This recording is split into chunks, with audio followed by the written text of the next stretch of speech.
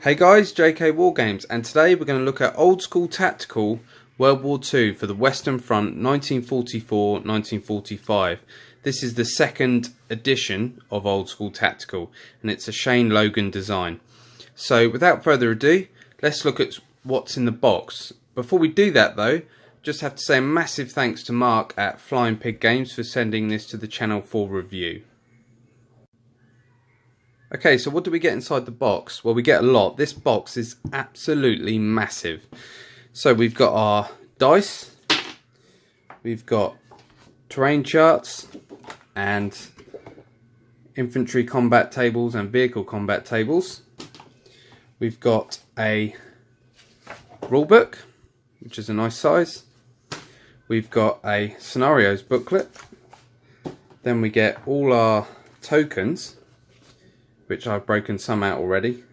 We've got like our objective tokens. Here we've got tank and infantry tokens. You can see the ones I've got out. We get a luck deck. So in the game, you're going to use a luck deck. And we also have unit cards, which is awesome. I love the fact that we have unit cards in this game. Then we get one massive board. Now, I won't get that out yet because it's absolutely massive. So what I'll do is, I'll lay it out and then I'll come back. Okay, and here's the board. I can just about fit it in shots. So at first, when I got this game through and saw the size of the board, I was like, oh, I'm not sure on that. But as you play the game, it makes sense to have a board this size. I won't go into detail yet about what the numbers on the side mean. We'll show that in a minute. But this board is fantastic quality. The scenery is really nice, really bright, vivid. So excellent components for Old School Tactical. So what we'll do is we'll take a look at how the game works. So first of all, guys, the game works on an impulse point action system.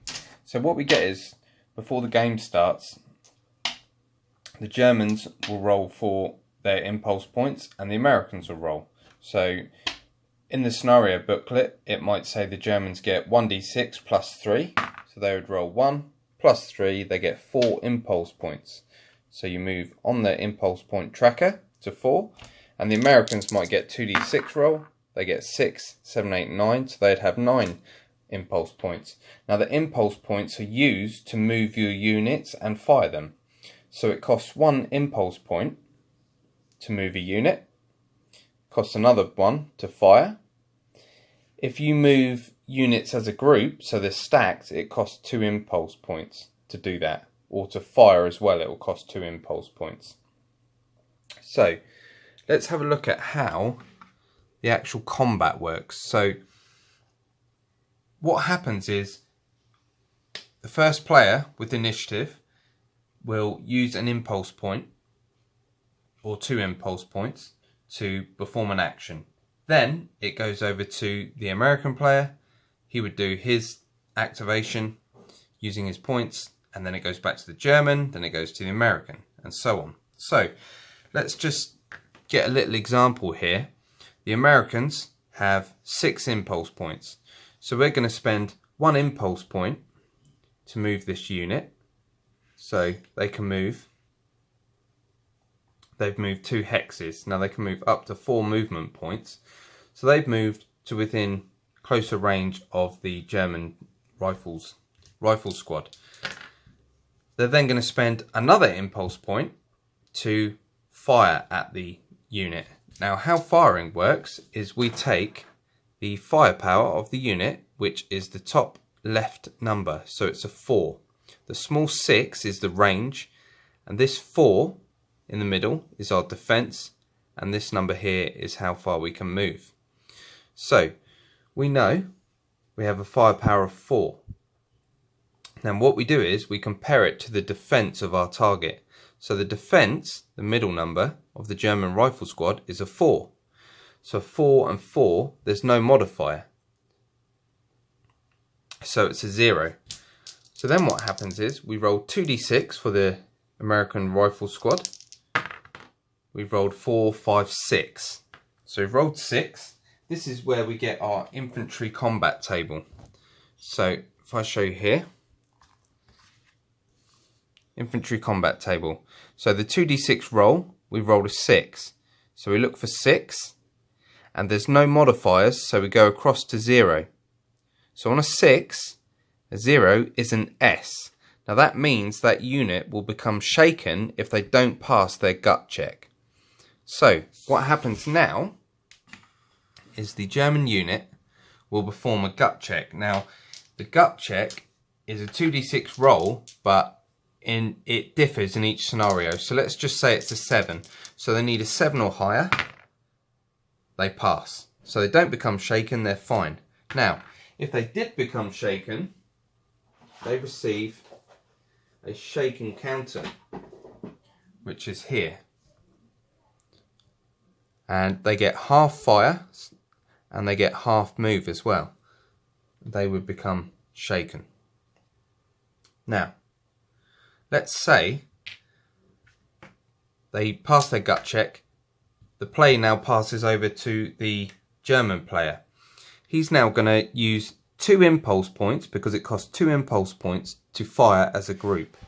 So what we get here is 2 rifle squads with a firepower of 4. So they've got a total of 8, but they have a support weapon with a firepower of 2 for an LMG. So we now got 10. So they have a firepower of 10, and the defense of the unit is 4. So we take 4 away from 10, which leaves us with 6. So we have a +6. So we roll 2d6 and we score 6, 7, 8, 9, 10. So we look on our 10 column again. So we're on 10 with a +6. So we come all the way over to here. +6 is an X, which is unit destroyed. So there's no gut check, there's no broken or shaken units. This unit would be removed from the game. So it's quite a neat little system. It's quick, it's easy. So as you can see, the German player had to use 2 impulse points, but he had a lot more firepower and a greater chance because his firepower was higher. So you're always taking that defense away from the firepower. So that's how shooting works. Now, one thing I really love about the game is that you get unit cards. Now these are really handy. Obviously you've got all this information on the counters, but have this laid out, it tells you everything you need to know. So it's got a movement of 4, they've got a firepower of 4, a range of 6, and a defense of 4. And you get loads of these, so you get them for your support weapons as well. You get them for the Germans as well. We get airborne units. So these are really handy to have laid out while you're playing the game. Now, the other thing we haven't talked about is luck cards. Now, at the start of the game, each player is going to draw 1 luck card. So we draw a card. Out of touch, chaos of the battle leads to confusion in the enemy ranks. At the start of a turn, mark any single enemy unit as used. Now what that means is, once a unit has performed an action, or their 2 actions, sorry, I should say that each unit gets 2 actions. So you can move a unit, you could move a unit, and you put a moved counter on them, but they can still act with more impulse points later in the turn and fire. Once they've used up their 2 actions, they then get a used counter and they can't be used again. So that luck card would let you choose 1 unit. Basically, that unit would miss a turn. And then the other player would choose his. And you can decide when you want to play that luck card. You don't play it straight away. You can play it any time during the game. So let's have a look at tank combat. Sorry guys, before we look at tank combat, we're going to talk about terrain. So in Old School Tactical, we have a thing called degrading terrain. So if we had a German unit here in this hedgerow, and this rifle squad is firing across, we have degrading terrain in the way. And what that does, it degrades our firepower. So we have a firepower of 4. So this stone wall degrades it by 1. So firepower is now down to 3. And this unit is in a woods, which takes it down by a further 1. So our firepower has gone from 4 to 2. Now, you can have up to 2 degrading line of sight. Any more and line of sight is completely blocked and you won't be able to shoot at that target. So this unit here would just have that wall degrading their firepower. So then, obviously, with that degrading, your firepower is a lot worse, so you stand not much of a chance to cause damage on the enemy. Also, buildings have line of sight blocking, and they have different levels as well. I won't go into the full details. This is just a brief review of the game, so I'm not going to go into full details. But just be aware that that line of sight degrading affects the game massively. So in this example, this M10 is going to fire at this Panzer IV. So we're going to use an impulse point on the American side, and we know the tank is 1, 2, 3, 4, 5 hexes away, so he's in range. This red number is our AP, which obviously we need to use to fire at a tank. This other number is our machine guns, so we could fire at another unit. So we're going to use the AP to shoot at the Panzer IV. So what we do is we get our unit card for the for the M10, sorry. So this is the unit card. So this works a bit differently from infantry combat. So you can see here the range we know is 5 hexes away. So with 5 hexes away, we need a 6 to hit. If it was 6 to 10 hexes away, we'd need a 7 to hit. So we need a 6 to hit. And our AP is 9, but it degrades the further away the unit is. So we need a 6 to hit with a 2d6 roll. A 4, 5, we've missed, but let's say we hit. So we've hit our target. So now what we do is we look on the vehicle combat table. So we rolled a 7, but we need to work out the defense of our tank. So the defense of the Panzer IV is an 11. So we take 11 away from 9. So 9 take away 11 is -2, and we roll a 7. So we look at 7 and we go to the -2 column, which is a shaken result. So again, the Panzer IV has to pass a gut check. If he doesn't pass, he does pass. If he didn't pass, he would be shaken and his firepower would be halved and his movement would be halved. But if we score a damage result, we need to roll on the damage table.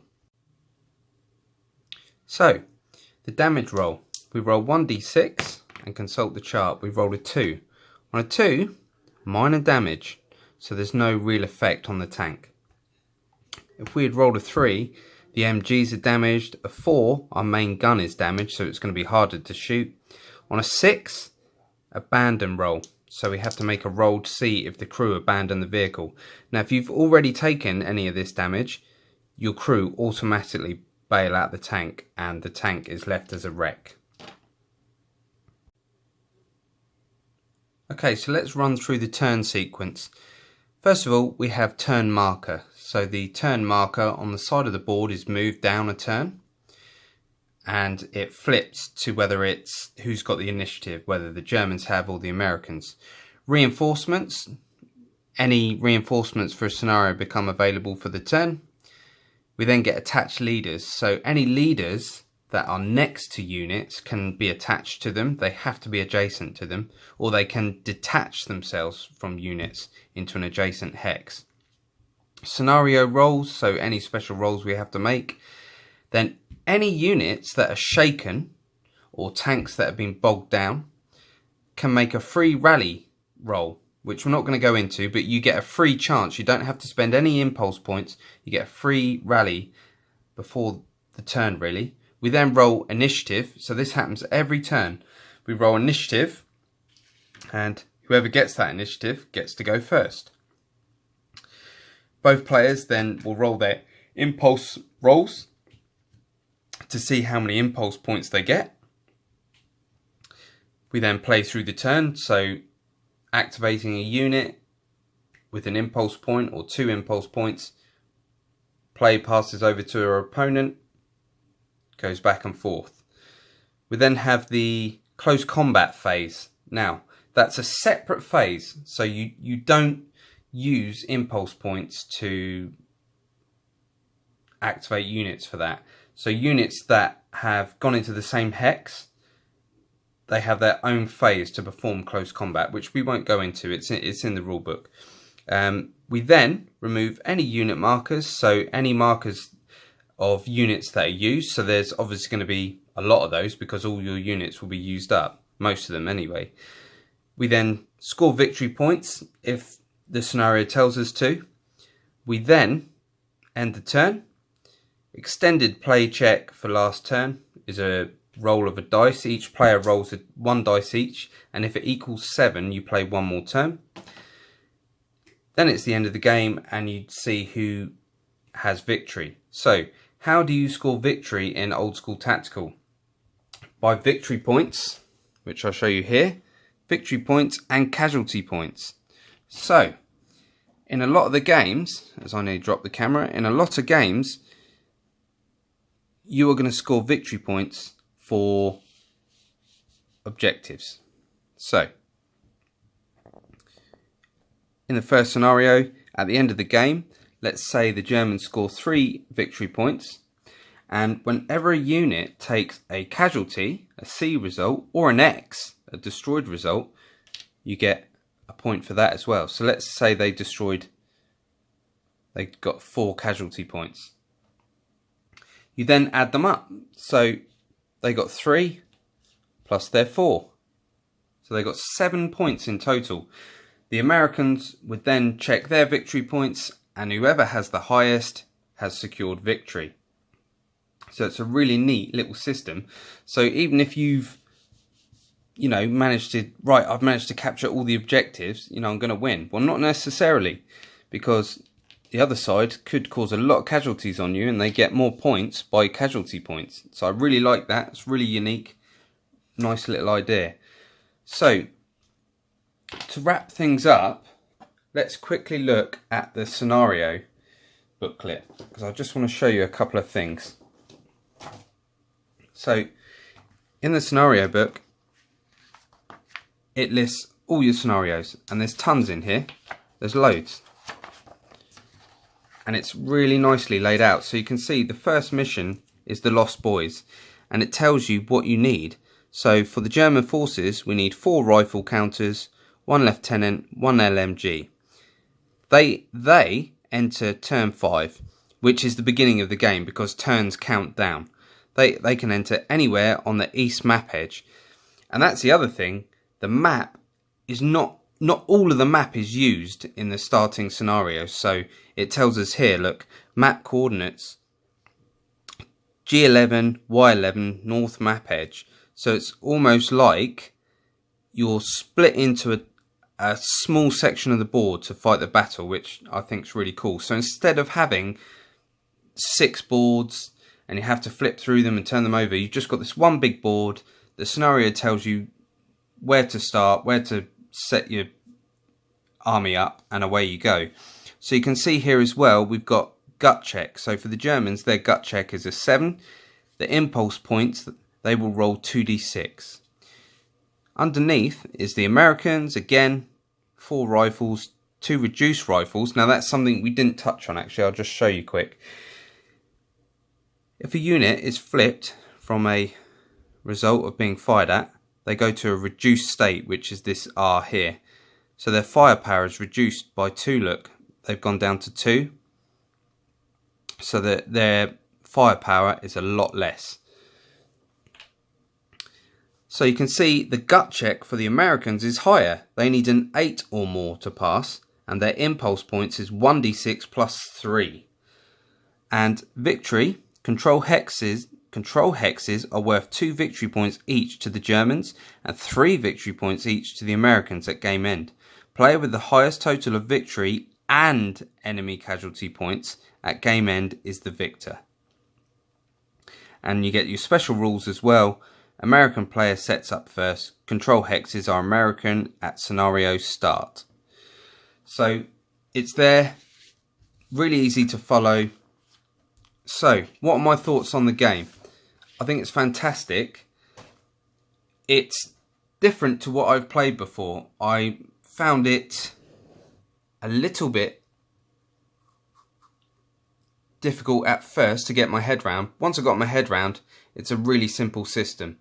And it just flows really nice. And the fact that you've got unit cards and the turns just play so quick, but you've got to think of how you're going to use those impulse points, and also the casualty points as well. So really nice little unique system. Definitely recommend it. If you're into World War II, this is a must-have. The component qualities are some of the best I've seen, and I love a game that has tables. So you're rolling a dice and the excitement of, oh, what result have we got? We're going to look on the table. I haven't touched on things like leaders, modifiers. It's all there in the rules and other videos on YouTube as well. I just wanted to give you guys a brief look at the game, because otherwise, you know, it's going to be an hour-long video, which we don't need to do. Definitely a thumbs up. Again, thanks to Flying Pig Games. Awesome, just absolutely awesome. I'm going to enjoy playing this, and it's going to stay in my collection. So I hope you've enjoyed this review, guys. Make sure to like, comment and subscribe, and I'll see you in the next video.